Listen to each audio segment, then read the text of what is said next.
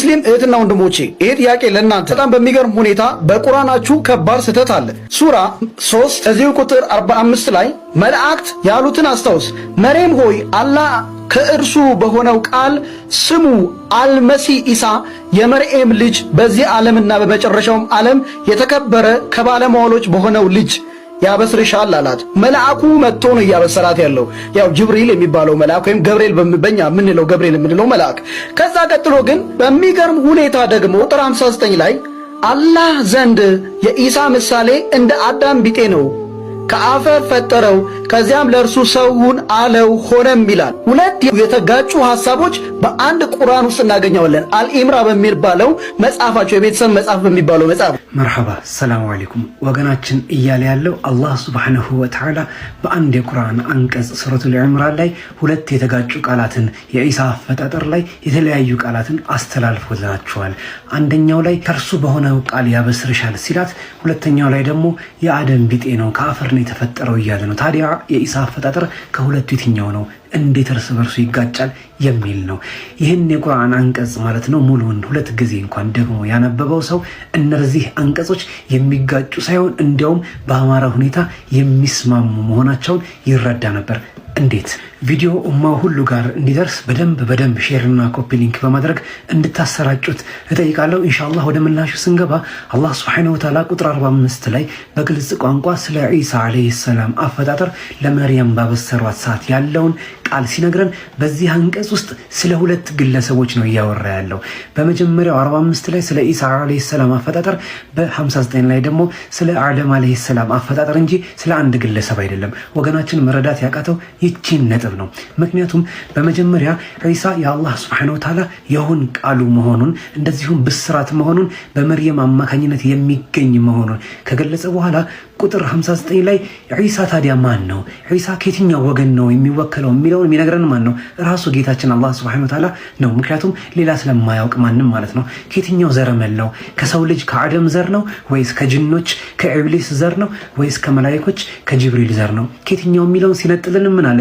አላህ ዘንድ ብሎ ነው የጀመረው። አላህ ዘንድ ከአደም ቢጤ ነው። ይሄ ማለት ኃይለ ቃሉ ምንድነው? ኢሳ አለይሂ ሰላም ሰው ነው ደመደመ። ጌታ አይደለም፣ መልአክ አይደለም፣ የጂኖች ዘር አይደለም፣ ሌላ ፍጥረት አይደለም፣ በቃ ሰው ነው። ሰው የሚለውን ሲደመድምልን ከአደም ቢጤ ነው። ቢጤ ማለት ምን ማለት ነው? ዘር ማለት ነው፣ ተመሳሳይ ማለት ነው። የአደም ቢጤ ነው፣ በቃ ሰው ነው ብሎ ጨረሰ እዛች ጋር። ከዛ ቀጠልና ስለማን ማብራራት ጀመረ? ስለ አደም አለይሂ ሰላም። ኢሳን የአደም ቢጤ ነው ካለ በኋላ አደምስ ምን አይነት ነው ታዲያ? አደም ምን አይነት ቢጤ ነው? ስለ አደም መነገር አለበት። ስለ አደም መንገር ያለበት ማን ነው? ራሱ ጌታችን እንጂ ሌላ ማን ሊያብራራ ይችላል? ምን አለ ስለ አደም ሲቀጥል? ከአፈር ፈጠረው ሁን አለው ሆነም። ሰው ሁን አለው ሆነ እያለ ያለው ስለማን ነው? ስለ አደም እንጂ ስለ ኢሳ አይደለም። አላህ ሱብሓነሁ ወተዓላ ኢሳ የአደም ቢጤ ነው ካለ በኋላ አደም ምን አይነት ነው ታዲያ? ቢጤው አደም ምን ነበር ሲል አፈር ነበር። ከአፈር ፈጠረው ሁን አለው ሆነም ይላል። ታዲያ ኢሳና አደም በምን በኩል ነው ቢጤነታቸው የሚገናኘው ካለን በእናታችን በመርየም አማካኝነት። መርየም ምንድነች? በእናቷም በአባቷም ሰው የሰው ዘር ነች። ለምሳሌ እኔና እናንተ ሁላችንም ከአፈር ነው የተፈጠርነው፣ ወደ አፈር ተመላሾች ነን ስንል እናትና አባቶቻችን አፈር አብክተው ፈጠሩ ማለታችን አይደለም። የኛ ዘረመል ቅድመ አሰራራችን ከአፈር የተገኘን የአደም ቢጤዎች ነን፣ የአደም ዘሮች ነን። ዘረመላችን አደም ነው ለማለት ፈልገን ነው። ኢሳ አለይሂ ሰላም በእናቱ በኩል በመርየም። ምክንያቱም የኢሳ አለይሂ ሰላም አካል ያደገው የበለጸገው የማን ማህፀን ውስጥ ነው? የእናቱ ማህፀን ውስጥ። እናቱ ደግሞ ምን ነበረች? የአደም ዘር የሆነች ከኖርማል ነው ከማንኛውም አይነት እናትና አባት የተገኘች የአደም ዘር ነች። ስለዚህ ኢሳ አለይሂ ሰላም የማን ዘር ነው? የአደም ዘር ነው ማለት ነው። የእርሱ ቢጤ ነው። የአፈርነት የጭቃነት ዘረመሉ ከማን ይገናኛል? በእናቱ በኩል ከአደም አለይሂ ሰላም ጋር። አደም ደግሞ ምን ነበር? ከአፈር ተፈጥሮ ሁን ተብሎ። ማመን አልቻልንም።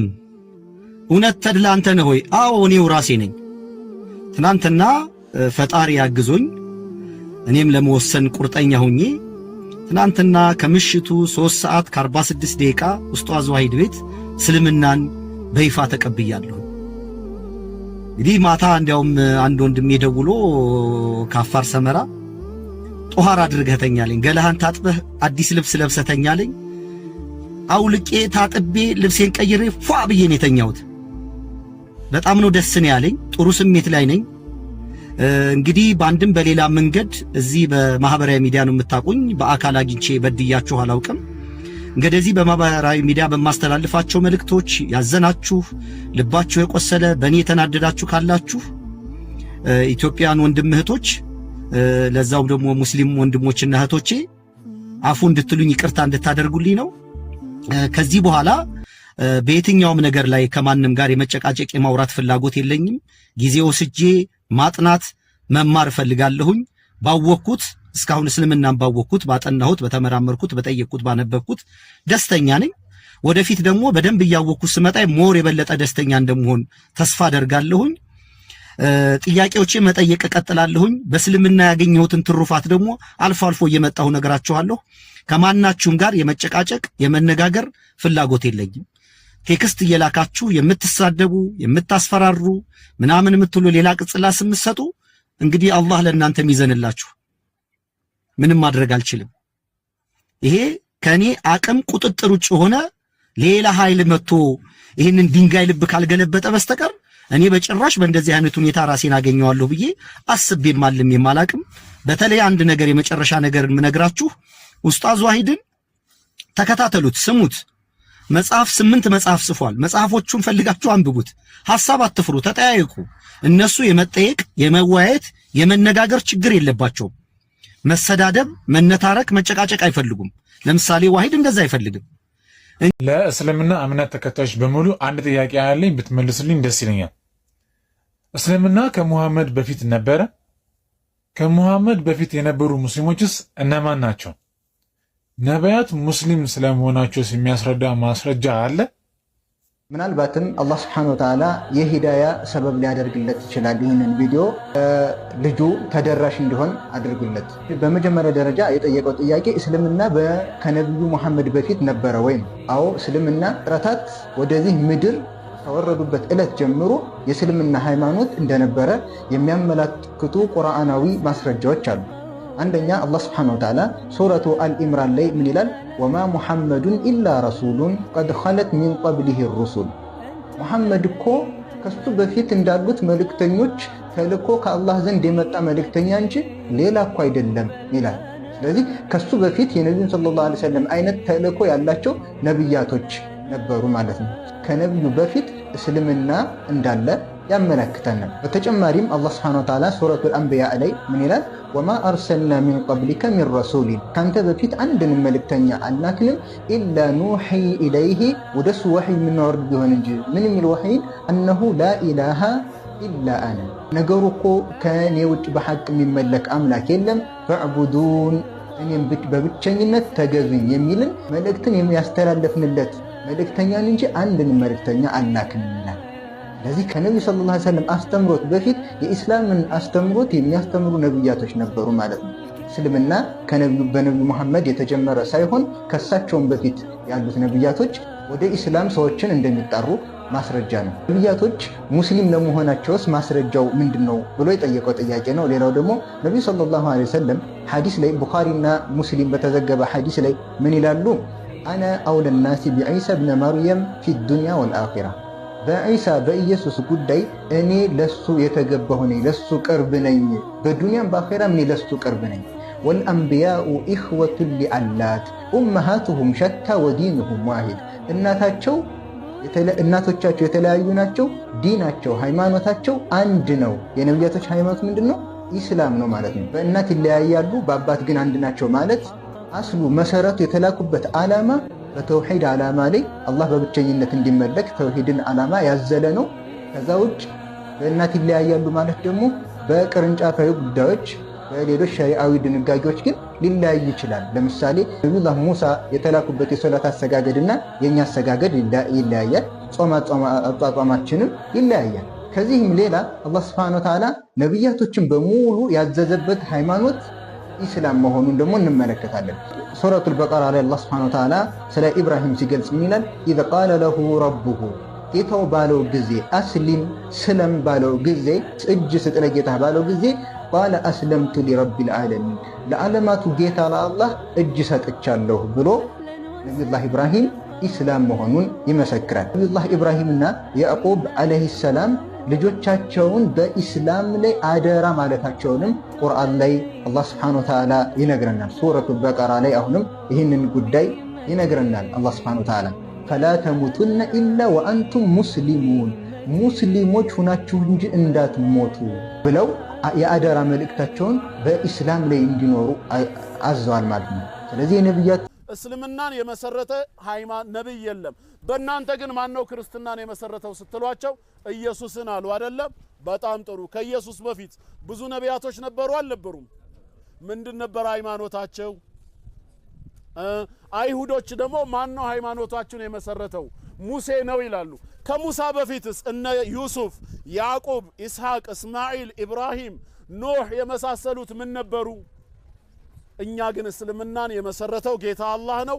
የተጀመረውም በአደም ጊዜ ጀምሮ ነው የምንለው። ስለዚህ እስልምና ከኋላ የመጣ ሳይሆን ከሁሉም በፊት የነበረ የቀደመ ነው። ከኋላ የመጡት ነብዩ መሐመድ ሰለላሁ ዐለይሂ ወሰለም ናቸው። እሳቸው ሃይማኖት መስራች ሳይሆኑ የእስልምና ሃይማኖት ተከታይ የሆኑ ሙስሊም ነብይ ናቸው። እሳቸው ሃይማኖት አልመሰረቱም። ወኡሚርቱ አን አኩነ ሚነል ሙስሊሚን ያሉት ከሙስሊሞች እንደሆን ታዝዣለሁ አሉ እንጂ ሃይማኖቱን እኔ መሰረትኩት ብለው እኮ አልተናገሩም። ሃይማኖቱ ድሮም ነበረ። እሳቸው የተላኩበት ድሮም ኢሳ ያስተማረው፣ ከዛ በፊት ሙሳ የነበረበት፣ ከዛ በፊት ኢብራሂም ያስተማረው፣ ከዛ በፊት አደም የነበረበት ነው። ለዚህ ነው በአንድ ሐዲሳቸው ምን አሉ?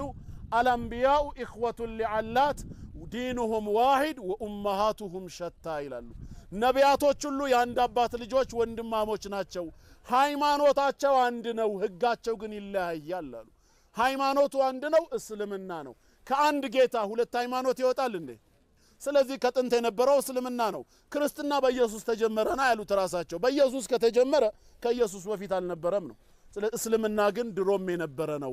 ማንም ሰው የሚወለድበት በተፈጥሮ ሙስሊም ሆኖ የሚቀበለው ነው። ምክንያቱም ሰው ሲወለድ ሙስሊም ሆኖ መወለዱን ለማወቅ ከተፈለገ የመጀመሪያውን ትእዛዝ ብቻ ማወቅ ያስፈልጋል። ካፊር ወደ እስልምና ቢመጣ የመጀመሪያው ትእዛዝ ምንድነው? ምንድነው? ሻሃዳ ነው አይደል? በሻሃዳ ካልሰለመ ቀጥታ ሰላት ቢሰግድ መቅቡል ነው? ሰላቱ ተቀባይነት አለው? መጀመሪያ መስለም አለበት። እንዳትረሱ ይሄን። ጥሩ። እነሱን ጋር ምን እንሂድ?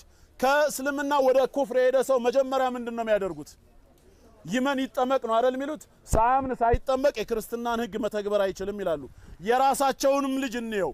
ከተወለደ በኋላ እንደ ኦርቶዶክስ ወንድ ልጅ በ40 ቀን ሴት ልጅ በ80 ቀን እንደ ፕሮቴስታንቱም ቢሆን ካደገና ከተማረ በኋላ ሲያምን ምን ይሆናል?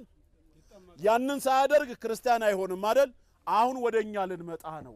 እኛ ጋር ግን ስንመጣ የወለድነውን ልጅ ሐዲስ ላይ ሻሃዳ አስይዙት የሚል የለም። የመጀመሪያው ትእዛዝ ሙሩ አውላደኩም ቢሰላቲ ወሁም አብናኡ 70 ልጆቻችሁ 7 ዓመት ሲሞላቸው ሰላት እንዲሰግዱ እዘዟቸው አሉ ነብዩ ሰለላሁ ዐለይሂ ወሰለም። ካፊር ሰላት ቢሰግድ ሰላቱ ተቀባይነት አለው? ለምንድነው ታራ ሰላት እዘዙ ያሉ? ለምን ሻሃዳ አስይዟቸው አላሉም? ሙስሊም ሆነው ተፈጥረዋል፣ አልተቀየረማ። ስለዚህ እስልምና የሰው ተፈጥሮ ነው። እኛ ጋር ግን ሰው ሲወለድ ክርስቲያን ይሆናል ካሉ ለምን ያጠምቁታል?